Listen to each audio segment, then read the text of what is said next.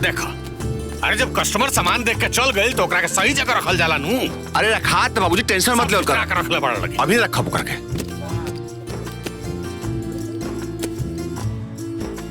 चाचा प्रणाम चाचा। अरे दिनेश, प्रणाम प्रणाम, बैठो बैठो। का बात बा, बियाहुआ में ना आइलो? अरे चाचा, गेहूं कटनी में लागल बा और कुल हमार गेहूं न खरियाने में पड़ल बा, ऐसे ना अपनी। अच्छा ये सब छोड़ी ना, ई न्योतवा लिख लिहल जा। हाँ ये सब तो ठीक बा, आइल बाड़ा तो चाय पी के जा। ए बड़कू। जी बाबूजी। 2-4 कप चाय ले आओ। सड़ियो ओकरा सेक्शन में रखो बाबूजी, साड़ी के सेक्शन में। तहार 3-4 हजार पहलहू के बाकी बा। अब तू अपन भाड़ा, लेकिन दुकानदारी है। अरे चाचा दे दे, गेहूं कटनी हो जाए ना, गेहूं बचब दे दे। अच्छा अच्छा, लो चाय लो। हाँ चाचा, शादी के बाद मदन कहीं लौकत नहीं खे? का बताएं, ससुरा जब घरे से बाहर निकलो तो दुकान पर का आई। अरे उनका नया नया बियाह भइल बा, तनी ज्यादा समझदार हो गइल बड़े। कहत रहे कि बाबूजी रहुआ अब बड़कू दोनों भाई लो दुकान संभालते बा, तो 4-4 आदमी एके दुकानवा पर का करी। तो हम तनी नौकरी ओकरी के ट्राई मारत आनी। अरे ये तो बहुत बढ़िया बा, परिवार खातिर इतना सोचत बा, बहुत बढ़िया बा।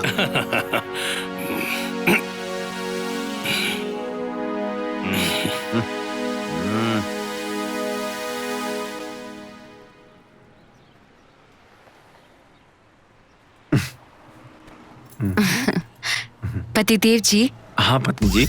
रहुआ जितना हमरा से प्यार करेनी, हमार बस में रहित ना, हम राउर नाम स्वर्ग में लिखा देती। पत्नी जी सच बताई तो अगर हमारो अधिकार रहित ना, तो उस स्वर्ग के हम आपके महारानी बना देती। अरे पत्नी जी अरे ते गोड़ का खाली दबा।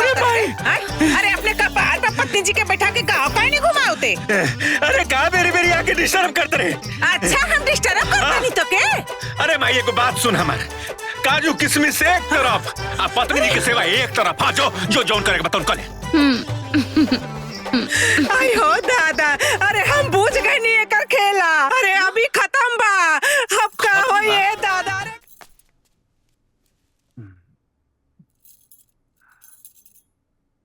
ए जी। हाँ रहुआ कब आई? अरे अभी तक गईली ना, तू लगल आवे का बात करे। अरे फिर भी 1 घंटा 2 घंटा 3 घंटा या दिन भर, कब आई?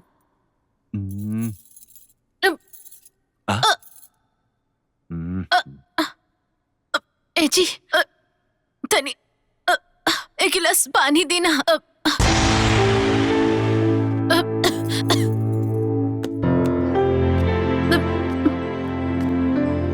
हम पानी जी क्या बता, तो हम क्या करी? रहुआ से 1 गिलास पानी मांग लेनी तो रहुआ कितना दिक्कत हो गई। हम मदनवा ना ही जन तो मन में श्रद्धा चलता ना कि हम पत्नी की गुलामी करी। पत्नी जी वो बुला जी हो। रहुआ से बियाह करके ये घर में गुलामी करत बानी, आज रहुआ से 1 गिलास पानी मांग ले बानी तो रहुआ के इतना दिक्कत होत बा। तू छोटी का देखा नहीं काम काहे करता रे। देख गलत बात हमारे कपार पे मत चढ़, न तो हम उतारे भी जानी ला। हम दुकाने जाता नहीं।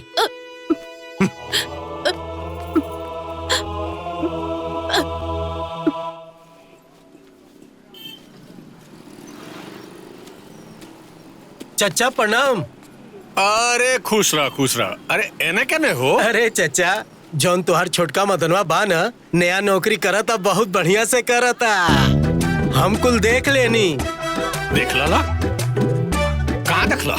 अरे यही बाजारी में ललुआ के दुकानी पे। देख लो। अरे ओकर नया काम, नई नौकरी, मेहरारू के जी हजूरी। पगला के लड़का रे, वो यहाँ बाजार में क्या करे आई? अरे भैया ये है ना, ए चाचा, जौन तुहार नई की पतोहिया बा ना और ये दोनों के मेहरारू, तीनों के लेके ना बाजारी में घूमता। चाचा बहुत बढ़िया नौकरी करता। चलता नहीं चाचा, प्रणाम।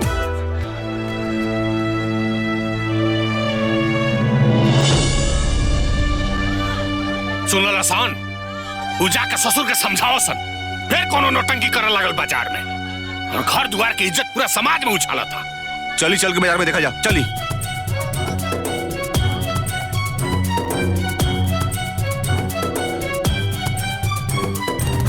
अच्छा नहीं खे। नहीं था हमारे के दूसरा दिखाई ना। ये वाला ए छुटकी। हाँ दीदी। हाय देख, ये रंग तोरा पे खूब खिली। हाँ अरे भाभी, ये हमारा पत्नी जी पर खिली।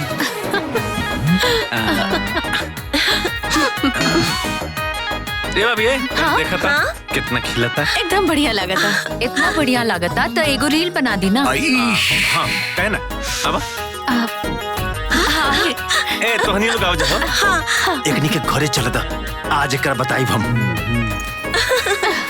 ले हमरा बढ़िया लागल ना। बहुत हो गई ना। हाँ हमरा को बहुत अच्छा लगा। हमरो बढ़िया लागल।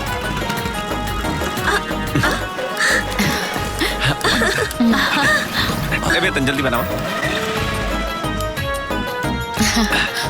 आए आए। ए देवर जी, हाय देखी कैसे खुले लाई, कुछ समझे में नहीं खे आवत। गलत नहीं खे।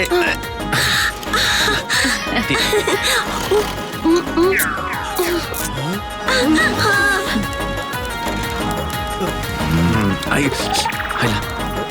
कितना मिलो? ला। हाँ चल। देवर जी चश्मा लगा ला, चश्मा लगा ला। तो हिम्मत कैसे भइला बिना हमरा पूछे बाजार जाए के? बोल का करे बाजार गइल रहलू? बोल कहे कर लिया, बताओ न तो गर्दन दबा के तो प्राण निकाल दे। बताओ ताली। ओ कहा ना छोटकी हम सब के बोलस की चले के चाहिए तो हमने सभी चल गए नहीं सर। अरे कल वही अपने साथे साथे हमरे दोनों पतो ये ना के बिगाड़त जा जी। अब का होई? अब माई बहुत हो गई। देख अब ये कभी बताओ नहीं। ए, मदन बाहर निकाल। हाँ भैया। बाहर निकाल। हाँ भैया। काबिल भैया। देख ली बाबूजी, आ गए मेहरारू के गुलाम। भैया जी, रहुआ हमार पतिदेव जी के ऐसे काहे बोलता? देखा हम तोरा से बात नहीं कर चाहत। हट हट जो हमारे सामने से। ए भैया, ए तू हमारा पत्नी जी काहे तरह इंसल्ट करता रहा? आए बोला। एकदम चुप, न तो एक झापड़ मारब ना, जाके झोड़िया के ईजा गिरबे। खबरदार! केकरा हिम्मत भइल हमरा पतिदेव जी के छुए के? अरे जेकर हम पूजा करीले ओकरा केहू आंख उठा के देखे तो घर में तांडव हो जाए। जब से तू घर में आयल पड़ू तब से सारा घर के लोग तहारी पागलपन बर्दाश्त कर रहा था, लेकिन बस अब और ना, अभी तहार पागलपन बर्दाश्त के बाहर हो गई बा। अच्छा जी, हमार पतिदेव जी हमरा के मान सम्मान आ प्यार देवेले तो वो पागलपन है? हमरा पतिदेव जी अगर हमरा के रानी बना के रखेले तो वो भी पागलपन है। खाली घर में तूहे एगो नया बहू बन के नहीं खुआई, नहीं ये एगो नमूना पैदा भइल बड़ा। ई घर में और तू के बेटा बड़ा सन, आ तू को संस्कारी पतो भी बड़ी सन, जन दिन रात अपना पति के परमेश्वर मान के गोड़ पर पड़ रही सन। इता आपन आपन किस्मत के बात है। हम तो महादेव जी से ऐसने पति मांग ले रहनी। हाय देखा लोग, देख लाइन कर ई बेशरम नियन कैसन पुटर पुटर बोलतिया जी। अरे जब ले घर में आइल हमरे घर के पूरा सिस्टम बिगाड़ के रख देलस। हमरे हीरा जी से लइका के जादू टोना करके अपने बस में कर लेलस, और हमरा दोनों पतोहियन के बिगाड़ा पर लग गइल बा। ना माई देखी जी, हम अपना पतिदेव जी के मांगनी हा वो हमरा के मिल गई। बाकी हमरा एजा केहू से कोनो मतलब नहीं खे। जेकरा हमरा से दिक्कत होई वो हमरा से अलग हो जाए।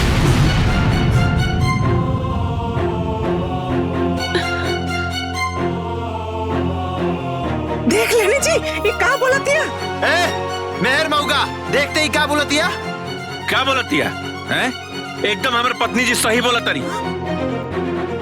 चुप बाबूजी, बहुत हो गई। एकरा के परिवार से अलग कर दो। ये दोनों बदतमीज संस्कार विहीन पति पत्नी के ई घर में कौन जगह नहीं खे। अरे पतिदेव जी, जी पत्नी जी, देखी तो रहुआ सामने ही हमार तो लोग दोनों जना बड़ भाई हो जना, हम तबे से तो हम लोग उनके सुनत रहनी हो, तो हम लोग उनके कोनो हक नहीं के हमारा पत्नी जी के तरह इंसल्ट करके। आज तू का बोलत रहा भैया तो बिचार था बोलत तू क्या का बोल बड़े? रहा? नहीं तो का कहत रहा बताओ। तू का कहत बड़े? मेहरारू देख के धेटा होता मेरा अरे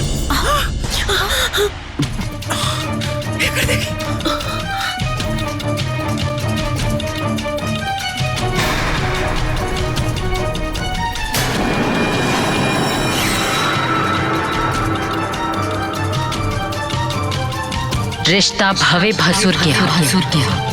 ऐसे तो राउर परछाइयों ना लागे के चाहिए। बाकी बात हमार पतिदेव जी के आ जाई ना तो हम यमराजों के सामने खड़ा हो जाएंगे। अगर हमार पतिदेव जी के साथ दोबारा ऐसे भइल ना तो हम भूल जाए कि हमार सास के ससुर के भसुर।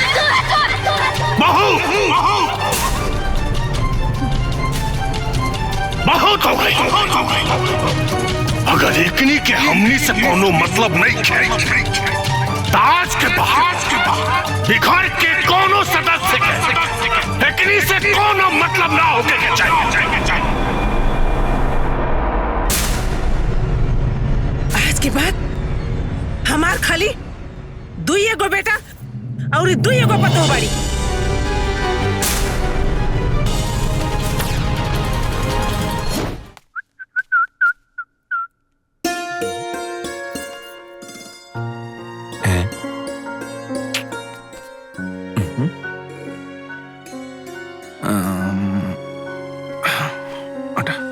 अरे हमार पत्नी जी के मूड काहे खराब बा भाई? पत्नी जी बोली ना कुछ। देखी अगर आप ऐसा ही चुप रहम तो आपके पता बना तो हमार का हाल होई। पत्नी जी प्लीज बोली ना, कुछ तो बोली ना पत्नी जी, प्लीज प्लीज प्लीज। कुछ ना, कल वाला बात से हमार मूड खराब बा। काल वाला बात के छोड़ी ना पत्नी जी। अच्छा ये बताई ना, हम आपके मूड ठीक करे खातिर का कर सकीला? काहे रवा ने के बता कि हम मूड खराब में का करीला? हाँ रील बनाईला, याद आ गई। तो चली बनावल जाओ। हाँ हाँ चली चली रील बनावल जाओ चली। लेकिन यहाँ ना, यहाँ ना कोनो दूसर जगह। हाँ चली अब चली चली चल उठी चली चल चली। हाँ हम आपके लेके चलो तनी चली। रेडी? रेडी। हाँ ओके। 1 2 3 स्टार्ट।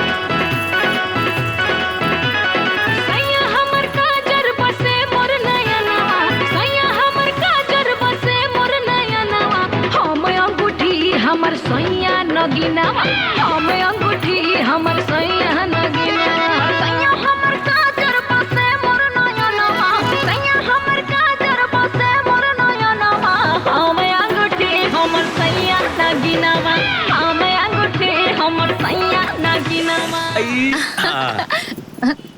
देखा था ठीक बा?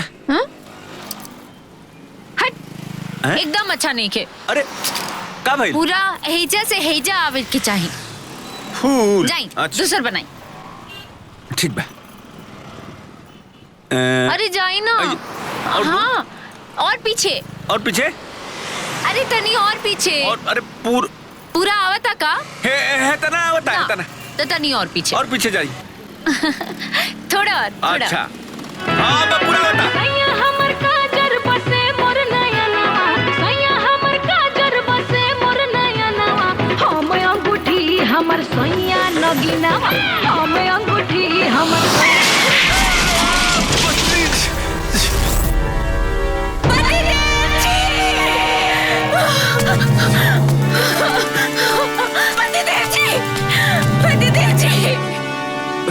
पतिदेव जी आँख खोली। पतिदेव जी क्या हुआ? बचाओ।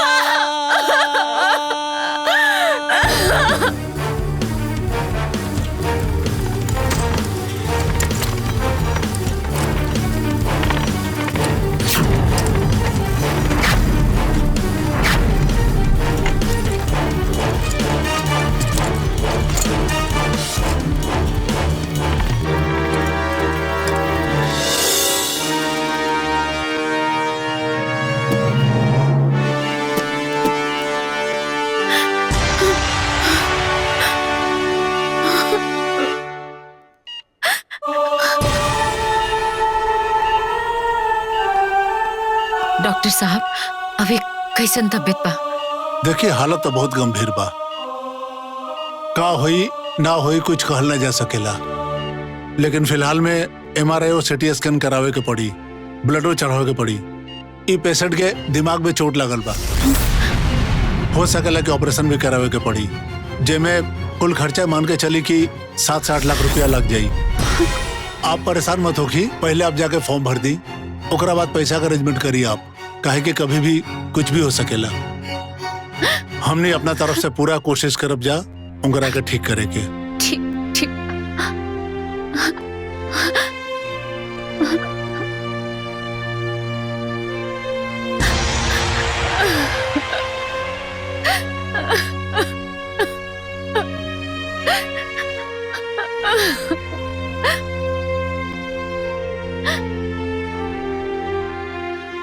हे महादेव, अब ऐसा अब इतना पैसा कहाँ से लेके आए? नैहर से मांग नहीं खी सकत, ससुराल में कौना मुझसे मांगा?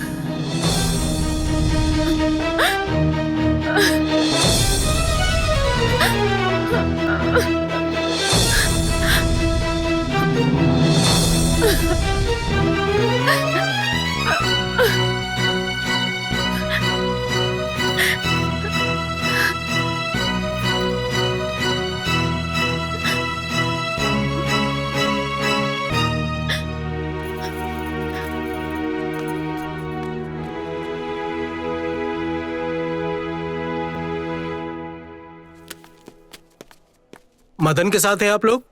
आप मदन के साथ हैं? सिस्टर जरा मदन की फाइल निकालिए तो। पति को अपने छोड़कर पता नहीं कहां भाग गई है।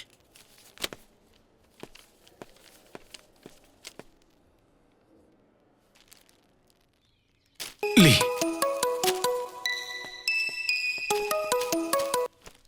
हेलो, देखिए हम सिटी हॉस्पिटल से डॉक्टर विकास बोले तनी। हॉस्पिटल से?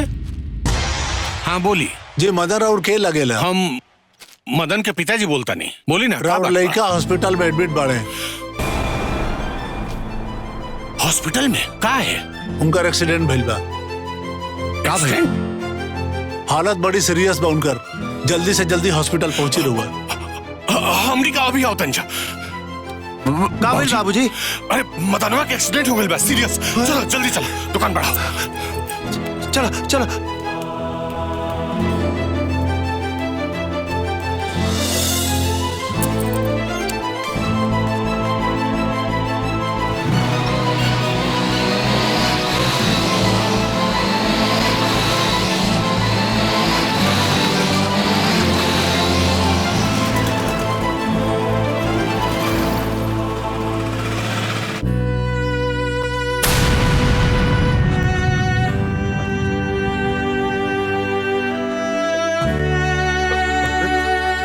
मदन, मदन,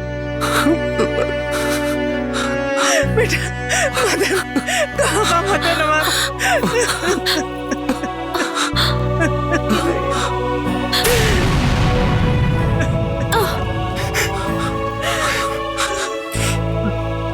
डॉक्टर साहब हमरा के साथ सब बताइए, कैसे हो गए ये सब? देखिए मदन जी के वाइफ उनके सबरे सबरे हॉस्पिटल लेके आई रहली, बहुत बुरी हालत में रहले वो, लेकिन ओकरे बाद वो अचानक वो गायब हो गई। वो तो एडमिट फॉर्म पे आपका नंबर रहे लिए रउआ के कॉल करनी।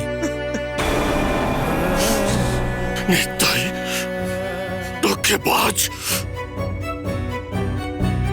हमरा बेटा के सूली पर चढ़ा के भाग जोना के साथ 7 जन्म साथ निभाओ के कसम खइले रहे, ओकरे के जिंदा लाश बना के भाग।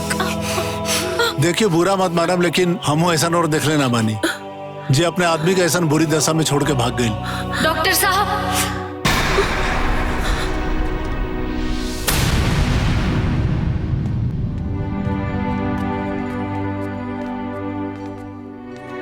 के कहलस कि हम वहां के छोड़ के भाग गए नहीं? डॉक्टर साहब रवा के नहीं के पता कि हम वहां के महादेव जी से मांगले पानी।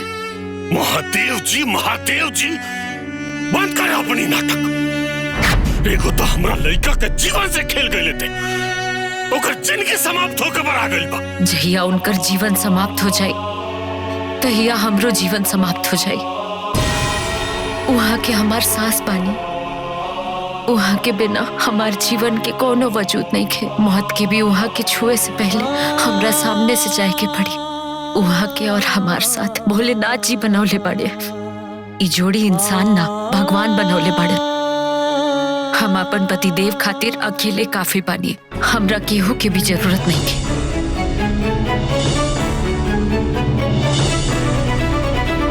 डॉक्टर साहब,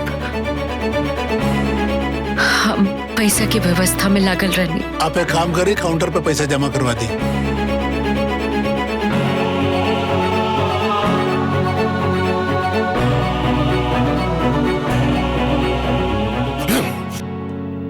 चला सन।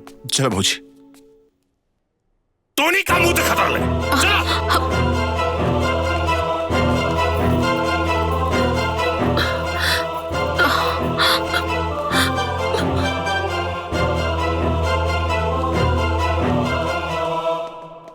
सब ठीक से चेक हो गई? जी सर।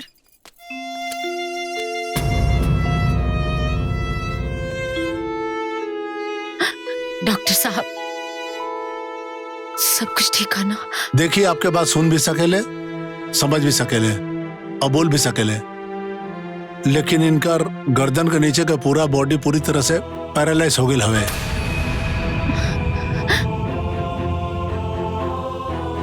डॉक्टर साहब, ये एकदम ठीक हो जाएंगे, है ना? हाँ जी बिल्कुल। हाँ।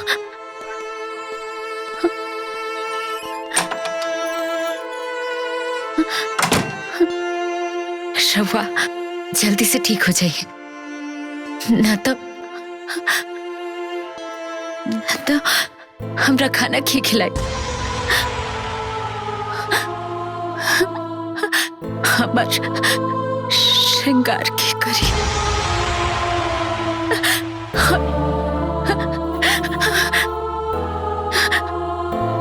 खाना की बनाई। बोली ना, बोली, बोली ना, बोली ना।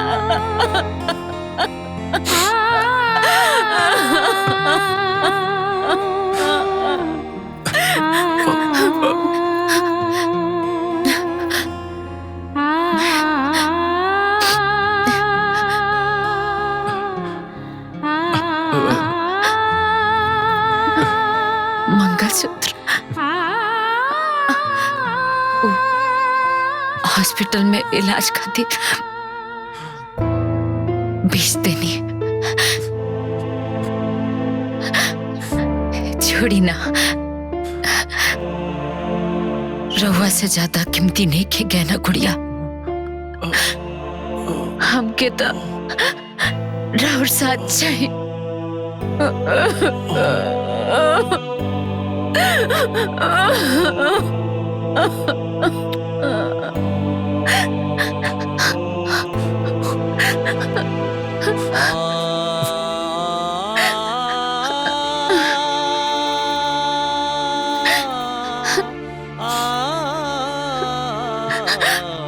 Ah